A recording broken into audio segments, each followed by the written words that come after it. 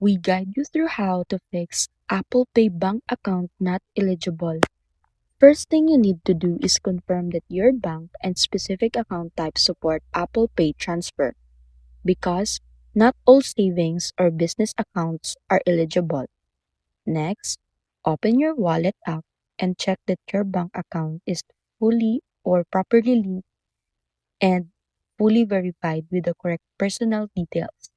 Then, review any notifications or emails from your bank that may require additional approval or documentation. After that, restart your device, update your iOS to the latest version, and then re-add your bank account to refresh the connection. And if the issue still appears, contact your bank to ask if your account has restrictions or needs to be upgraded for digital wallet use.